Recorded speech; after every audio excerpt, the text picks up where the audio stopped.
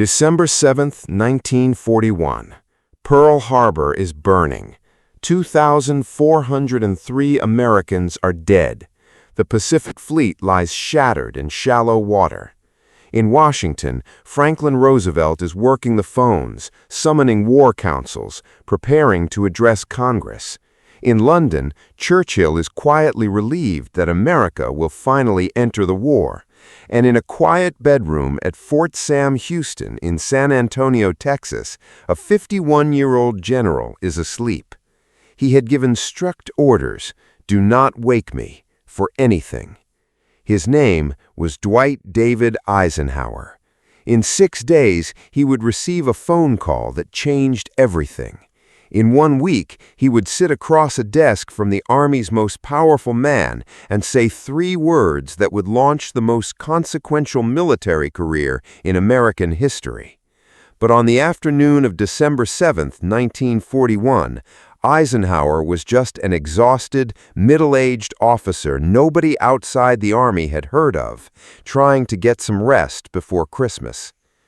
This is the story of what happened to Eisenhower in the hours, days, and weeks after Pearl Harbor, how a sleeping general woke up to the end of one world and the beginning of another, how a man who had spent 26 years waiting for his moment finally found it at the worst possible time in human history, and how the words he wrote and spoke in those first desperate days revealed the mind that would one day save the free world.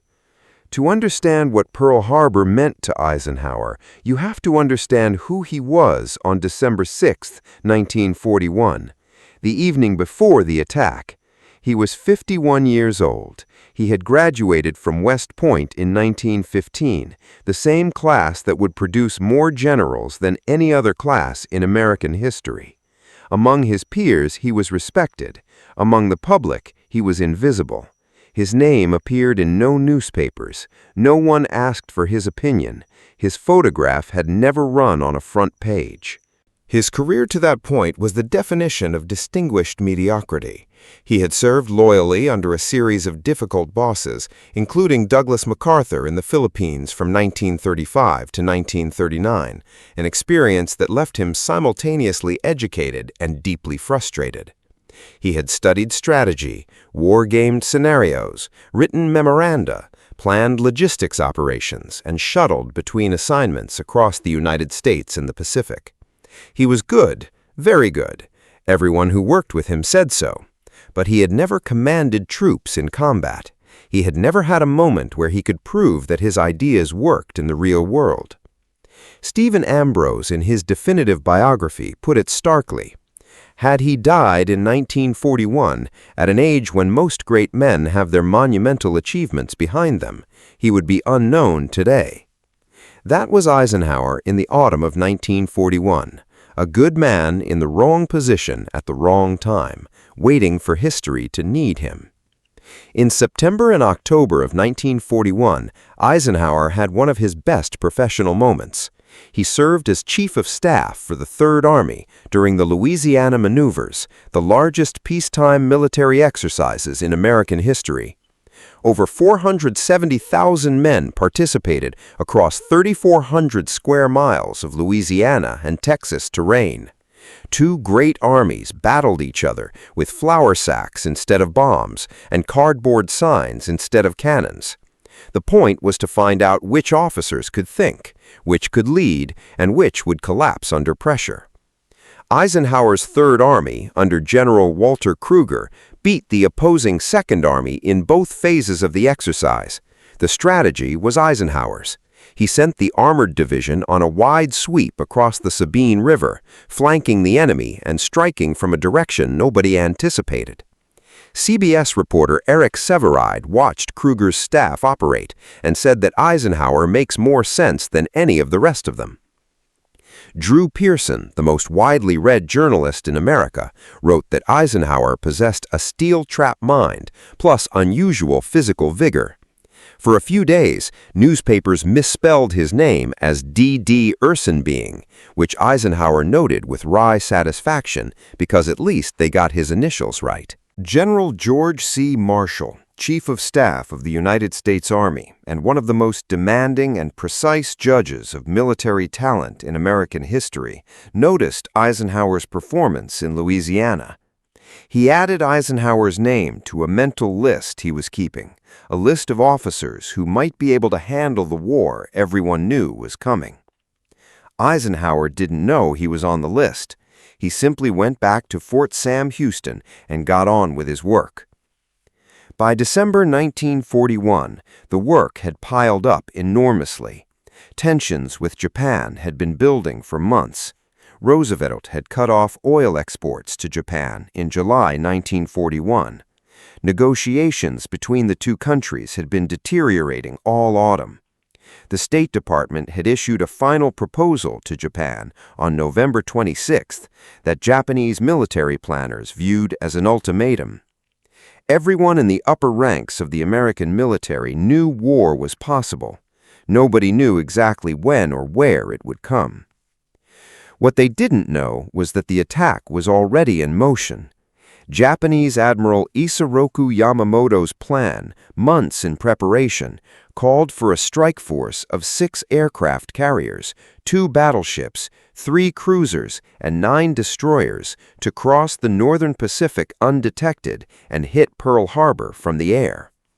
The attack had been rehearsed repeatedly in Kagoshima Bay, where the geography resembled Hawaii's Oahu. The strike force sailed from its assembly point on November 26th, the same day the State Department sent Japan its final proposal.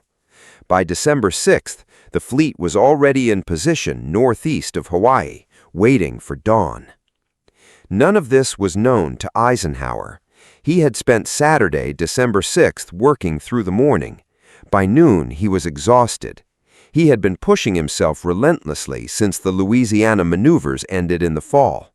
He told an aide he was dead tired, climbed into his car, and drove home to his quarters at Fort Sam Houston. He told Mamie not to let anyone wake him. The biggest thing on my immediate horizon, he later recalled, was a planned Christmas leave with Mamie to visit our son, John, a cadet at West Point. He fell asleep. At 7:48 a.m. Hawaii time, which was 1:18 p.m. in Texas, the first wave of Japanese planes appeared over Pearl Harbor. Within minutes, the battleship USS Arizona was struck by an armor-piercing bomb that detonated its forward ammunition magazine. The explosion killed 1,177 men in an instant. The USS Oklahoma capsized. The USS West Virginia sank to the harbor floor. The USS California began sinking slowly. The USS Nevada attempted to get underway and was deliberately run aground to prevent blocking the harbor channel. Within 2 hours, the Japanese had damaged or destroyed 8 battleships, 3 cruisers, 3 destroyers, 1 mine layer, and 188 aircraft. They had killed 2,403 Americans and wounded 1,178 more. In Washington, Navy Secretary Frank Knox called the White House. He reached FDR at 1:50 p.m. Eastern Time. "No!" Roosevelt shouted into the phone. Hopkins, lounging on a couch nearby, thought it was a mistake. Roosevelt disagreed. "This is just the kind of unexpected thing the Japanese would do," he said. In San Antonio, a telephone shattered the quiet of the afternoon. Eisenhower had given explicit instructions not to be disturbed, but at 3rd Army Headquarters, his Chief of Staff, Colonel Terry Allen, knew this was different. Allen called the quarters directly. Mamie Eisenhower, who obeyed her husband's orders to let him rest as a matter of routine, answered the phone. When Allen relayed the gravity of the situation, she woke her husband. Eisenhower woke to the news from Pearl Harbor. 20 years later, standing before the Century Association in New York City on December 7, 1961, Eisenhower described that moment with unusual candor. "Like most others," he remembered, "at that moment I reacted with an instinctive focus on short-term possibilities and a fleeting hope that this report simply could not be true." His first thought, he admitted, was not strategic. It was personal. He thought about Christmas. He thought about John at West Point. He thought about how to explain to Mamie that the holiday trip they had been planning was now certainly canceled. Certainly, he noted, he had no 4-year panoramic view of a vast national program that would carry our fighting forces across 2 oceans from disaster to victory. That admission matters. It's tempting to look back at Eisenhower in December 1941 and project backward the certainty of the man who would plan D-Day, who would command the largest military alliance in human history, who would become President of the United States. But the Eisenhower who woke up on December 7th was a tired, unknown, middle-aged general whose first reaction to the worst military attack in American history was the very human wish that it wasn't real. That honesty, that lack of pretense, reveals something important about who he was. He returned to his office. The Army moved to emergency footing. Bases across the country went on alert. Commands scrambled to assess what had happened and what might come next. Nobody knew if Pearl Harbor was the first blow in a series of coordinated strikes. Nobody knew if the West Coast was vulnerable. Nobody knew what Japan would do next. The uncertainty was total. For the next 4 days, Eisenhower followed the news as it trickled in. The full scale of the disaster at Pearl Harbor became clearer with each passing hour. On December 8th, Roosevelt addressed Congress in the most famous speech of his presidency. December 7, 1941, he declared, a date which will live in infamy. Congress declared war on Japan with a single dissenting vote. 3 days later, on December 11th, Germany and Italy declared war on the United States, and Congress responded with declarations of war against both. America was now in a 2-ocean war against 3 of the most powerful military nations on Earth. On December 8th, Japan attacked the Philippines 8 hours after Pearl Harbor. The Philippines were an American commonwealth, home to significant American military forces under the command of General Douglas MacArthur. The attack devastated American air power there. MacArthur's B-17s, the most powerful American bombers in the Pacific, were caught on the ground at Clark Field and destroyed. It was, in military historian William Barch's assessment, one of the blackest days in American military history. Eisenhower knew the Philippines well. He had spent 4 years there, from 1935 to 1939, working under MacArthur. He knew the terrain, the logistics, the distances involved, the difficulty of supplying and reinforcing forces thousands of miles from the American mainland, across an ocean now dominated by Japanese naval power. He understood what others in Washington did not yet fully grasp, that the Philippines were likely lost. On December 12th, 5 days after Pearl Harbor, Eisenhower received a telephone call from Colonel Bedell Smith at the War Department. Smith's message was brief and direct. "The Chief of Staff says for you to hop a plane and get up here right away. Tell your boss that formal orders will come through later." General George Marshall wanted to see him. Eisenhower packed a single small bag. He told Mamie he would be back soon. He kissed her goodbye, not knowing he would be gone for months. He boarded an afternoon flight toward Washington. Somewhere over the south, the weather turned bad. The plane was grounded.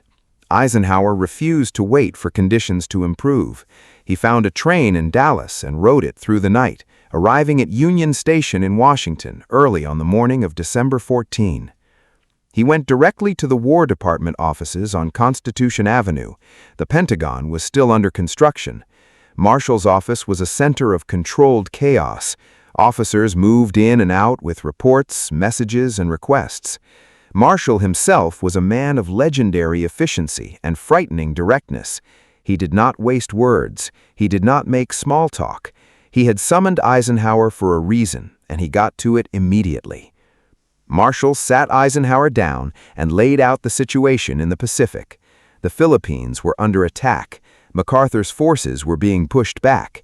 Japanese naval power dominated the sea lanes between Hawaii and the Philippines. Supply routes were cut or threatened. The American military needed a strategy, and it needed one now. When Marshall finished his summary, he fixed Eisenhower with what the Washington Post would later describe as a steely glare and asked simply, What should be our general line of action? Eisenhower was, by his own account, startled. He had just arrived. He had slept on a train. He had not been briefed on the details of American war plans for the Pacific. He had no staff with him. He was being asked by the most powerful uniformed officer in America to solve one of the most complex strategic problems in the history of American warfare. He had approximately 30 seconds to respond. He looked at Marshall and said, "Give me a few hours." He found a desk. He fed yellow tissue paper into a typewriter. Without research materials, without staff assistance, without access to classified war plans he hadn't read, Eisenhower began to type. The title he gave his document was simply "Steps to be Taken." The conventional military wisdom called for abandoning the Philippines immediately, pulling forces back to Australia, and building a base there for a future counteroffensive. The Philippines were too far away, too difficult to supply, and now cut off by Japanese naval dominance of the surrounding waters. From a purely logistical standpoint, the argument for immediate retreat was sound. But Eisenhower rejected it, not because it was strategically wrong, but because it was morally and politically insufficient. He understood something that pure military logic missed. The people of China, he wrote, of the Philippines, of the Dutch East Indies will be watching us. They may excuse failure, but they will not excuse abandonment. He argued for a middle path. Begin building a base in Australia for future operations, while simultaneously doing everything possible, shipping pilots, planes, and supplies to sustain American forces already in the Philippines under MacArthur. He understood the risks. He did not pretend the plan would certainly succeed. He wrote the line that would define his approach to the entire war that followed. We must take great risks and spend any amount of money required. We dare not fail. As dusk settled over Washington, Eisenhower carried his typed pages back to Marshall's office. Marshall read them in silence. He looked up. In barely audible tones, he said, "I agree with you. Do your best to save them."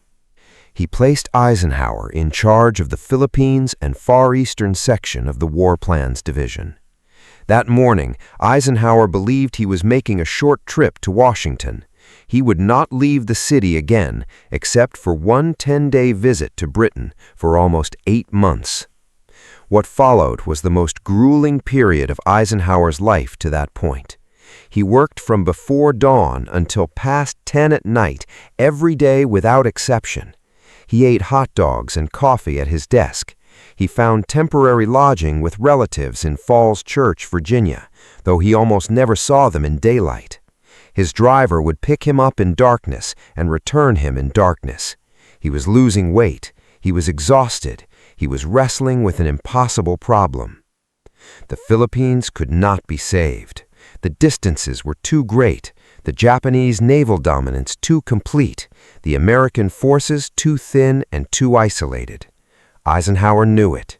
He had known it almost from the beginning, but his job was not to accept defeat. His job was to try everything possible, exhaust every option, spend every resource, and only then acknowledge what couldn't be changed. Then personal loss arrived on top of professional impossibility. On March 10, 1942, Eisenhower's father, David, died in Abilene, Kansas. Eisenhower could not leave Washington. He could not attend the funeral. He called his mother, Ada, and tried to give her what comfort he could over the phone. On March 11th, he wrote in his diary, "War is not soft. It has no time to indulge even the deepest and most sacred of emotions." He meant it not as cruelty, but as discipline. He was commanding himself. He was telling himself that grief was real, but could not be indulged when thousands of men were dying and millions more were depending on decisions made in the offices where he worked. The following day, at the exact time of the burial, he shut out all business and allowed himself exactly 30 minutes of silence to think about his father's life. Then he went back to work. In June 1942, his brother Roy died unexpectedly. Again, Eisenhower could not leave Washington. He provided financial support for Roy's widow. He did not attend the funeral. However, he did pause to record the painful loss in his desk diary on June 17, writing, "There is no time for private grief. Work must go on." Marshall watched all of this. He watched Eisenhower's work ethic, his strategic clarity, his ability to hold together under pressure that would have broken other men. He watched how Eisenhower handled the impossible Philippine situation, fighting for every possible resource while understanding the likely outcome, and never once using the hopelessness of the situation as an excuse for not trying. In February 1942, Marshall promoted Eisenhower to Major General. In June 1942, he named Eisenhower Commanding General of the European Theater of Operations.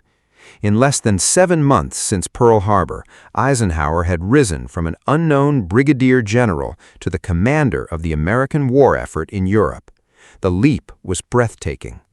2 years earlier, Ambrose noted, Eisenhower had been worried he would retire as a lieutenant colonel.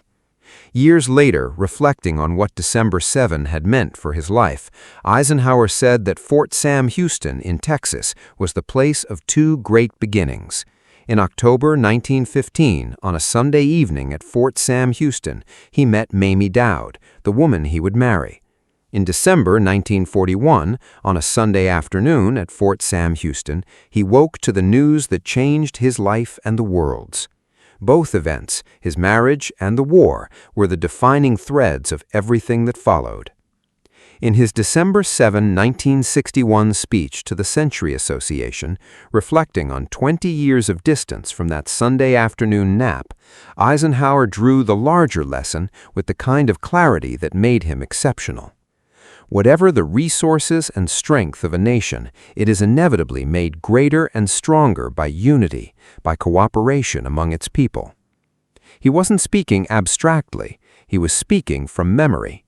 He remembered what America looked like when it was divided, uncertain, and isolationist in the years before Pearl Harbor. He remembered what it looked like when it became unified and determined in the years after. He had spent the years between building that unity, one alliance at a time, one argument at a time, one difficult decision at a time. What Pearl Harbor revealed about Eisenhower was not genius in the Hollywood sense. It revealed something quieter and rarer, a man who could hold complexity without breaking, who could understand that the Philippines were probably lost while still fighting to save them, who could grieve his father in 30 minutes and then return to work, who could sit across from the most demanding general in America, exhausted from a train ride, without preparation or staff, and say, "Give me a few hours," instead of, "I don't know," who could type out a strategy on yellow tissue paper alone at a desk that Marshall would read and say, "I agree." He had no panoramic view of what the next 4 years would bring. He said so himself. He didn't know in December 1941 that he would command Operation Torch in North Africa in 1942, or Operation Husky in Sicily in 1943, or Operation Overlord, the D-Day invasion that cracked Hitler's Atlantic Wall on June 6, 1944.